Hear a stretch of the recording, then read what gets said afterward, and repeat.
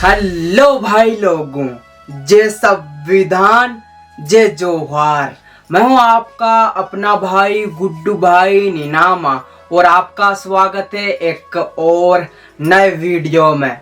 भाई लोगों, 10 अप्रैल 2025 को राजस्थान के उदयपुर जिले में अनुसूचित क्षेत्र आरक्षण मोर्चा की महारैली थी और इस दिन 10 अप्रैल 2025 के दिन जो बांसवाड़ा डूंगरपुर के सांसद महोदय हैं राजकुमार रोज जी, इन्होंने उदयपुर के जो सांसद महोदय हैं मन्नालाल रावत और जो हमारे कैबिनेट मंत्री जी हैं बाबूलाल खराड़ी जी, मंत्री जी पर जो सांसद महोदय हैं राजकुमार रोज जी, इन्होंने लगभग 1500 करोड़ का आरोप लगाया है। और मन्नालाल रावत और कैबिनेट मंत्री बाबूलाल खराड़ी जी के बारे में राजकुमार रोज जी ने बहुत सारी ऐसी बातें बोली है जो कि आप इस वीडियो में देख सकते हैं।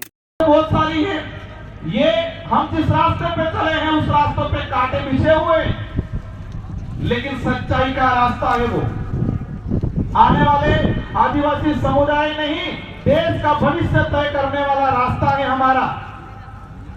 इसलिए घबराना नहीं है। कई चीजें होंगी, आप पे मुकदमे भी होंगे, आपको प्रताड़ित भी किया जाएगा, आपको डराया भी जाएगा, आरोप भी लगाए जाएंगे। टीएडी का बजट पिछली बार 1500 करोड़ रुपया प्रावधान था बजट में। वर्तमान मंत्री ने 1 रुपया खर्च नहीं किया, 1 रुपया। और जब आप हंसते हैं क्या कहते हैं, राजकुमार ने करोड़ों का मकान बना दिया, राजकुमार करोड़ों की गाड़ियां लेके घूमता है। राजकुमार स्कॉर्पियो में नहीं घूमेगा, साइकिल में घूमेगा क्या? वो सांसद बड़ा, पहले विधायक रहा है 2 बार, तो मैं मकान नहीं बढ़ाऊंगा क्या?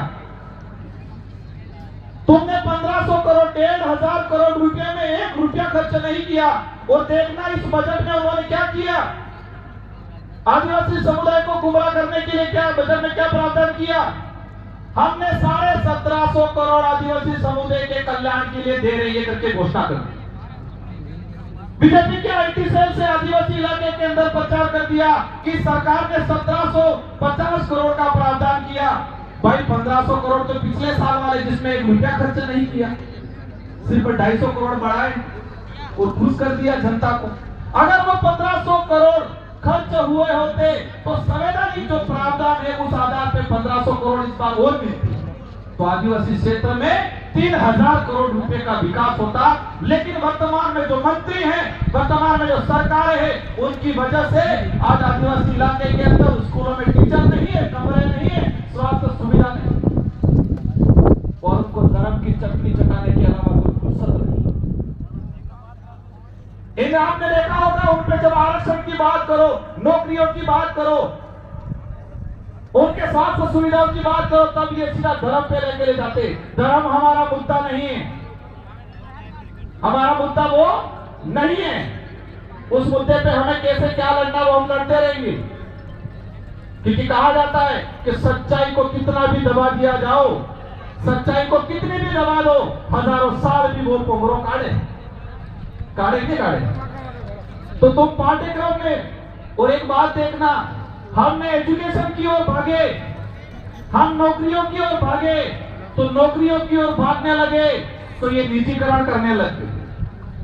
हम एजुकेशन की ओर भागने लगे, शिक्षा प्राप्त करने के लिए भागने लगे, तो ये आज एनसीईआरटी की किताबों में, राजस्थान माध्यमिक शिक्षा के पाठ्यक्रमों में पिछले 10 सालों के अंदर जो तार्किक चीजें थी, जो ऐतिहासिक चीजें थी, इन पाठ्यक्रमों से हटाने का काम किया है। मेरी बात को समझे हो गया?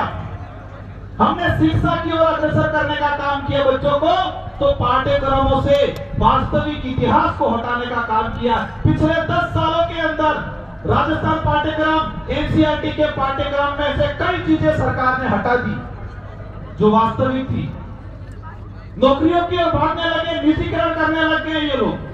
अब ये बात ये आती है, लड़ाई मेरी और आप अकेले की नहीं है, लड़ाई सबकी है। और ये लड़ाई सिर्फ आदिवासी समुदाय की नहीं है, ये लड़ाई सभी समुदाय की लड़ाई, हक सबका है।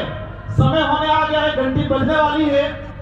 अभी सभी साथियों से अनुरोध, शायद कुछ वक्ता है उनके सुनना है और इसके बाद शांतिपूर्वक तरीके से, अनुशासित तरीके से महिला आगे रहेगी, बुजुर्ग पीछे रहेंगे और नेता जितने भी है सभी आगे नहीं रहेंगे, सब बीच में अलग अलग रहेंगे। सारे नेता, सारे जनप्रतिनिधि वॉलंटियर की भूमिका निभाएंगे और शांतिपूर्वक तरीके से ज्ञापन देने जाएंगे। और ये लड़ाई शुरुआत हुई है, उस लड़ाई को अंजाम तक भी ले जाना है और आने वाले समय में बड़ा आंदोलन करेंगे अनुसूचित क्षेत्र के अंदर। और ये सरकारें मुकदमों से, लाठियों से डराने का काम करती है, लेकिन उनको ये कहना है हमें इस मंच से, इतिहास उठा के देख लो, हमारे पूर्वज हल्दी घाटी में नहीं डिगे थे, हल्दी घाटी से नहीं भागे थे, अंग्रेजों राजा रजवाड़ों से नहीं डरे थे, तो आपके इनसे मुकदमों से डरने वाले नहीं है, आपके छोटे आरोपों से डरने वाले नहीं है, आपकी छोटी धमकियों से डरने वाले नहीं है। आरक्षण की लड़ाई, संवैधानिक अधिकारों की लड़ाई अनुसूचित क्षेत्र के अंदर ये आरक्षण मोर्चा, आदिवासी परिवार लड़ता रहेगा, मजबूती से लड़ेगा और एक दिन अंजाम तक पहुंचेगा। इन्हीं शब्दों के साथ आप सबको धन्यवाद, आभार, जय जोहार, जय भील प्रदेश, जय संविधान, हुकुम जोहार। 5 मिनट रुक जाओ।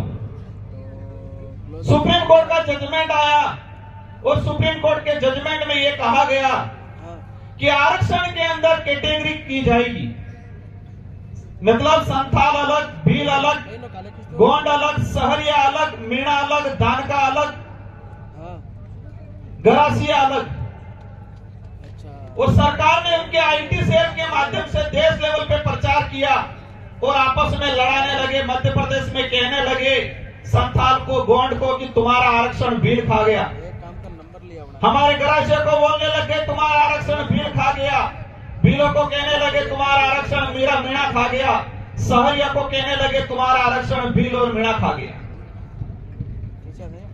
आदिवासी समुदाय जब आरक्षण को समझने लगा कि संवैधानिक आरक्षण कितना है, कितना मिलना चाहिए, कितना अन्याय हो रहा है, जब ये समझने लगा तो उन्होंने आपस में लड़ाने की पॉलिसी कर दी। तो यही ये आज जो कारवां है हमारा अनुसूचित क्षेत्र आरक्षण मोर्चा, पहले हमने बांसवाड़ा में, सेकंड नंबर प्रतापगढ़ में और आज तीसरे नंबर पे आज उदयपुर के पदाधिकारी ने आयोजन कराया। सुप्रीम कोर्ट का जजमेंट आया, राजस्थान के अंदर, केंद्र के अंदर बीजेपी की सरकार है और उस सरकार को डबल इंजन की सरकार के रूप में वो खुद दावा करते हैं, मतलब डबल इंजन मतलब डबल पावर। और यही उनके पदाधिकारी गांवों में, शहरों में रैलियां निकालने लगे और कहने लगे कि आरक्षण मिलना चाहिए। उन्होंने एक कमेटी बनाई, बीच में सारे मिक्स होकर रैलियां निकाल रखी। जिसकी डबल इंजन की सरकार है उनके ही पदाधिकारी यहां पर गुमराह करने लगे थे। और हमारा कारवां 2016 से चलता आ रहा है संवैधानिक अधिकारों की लड़ाई लड़ते हुए।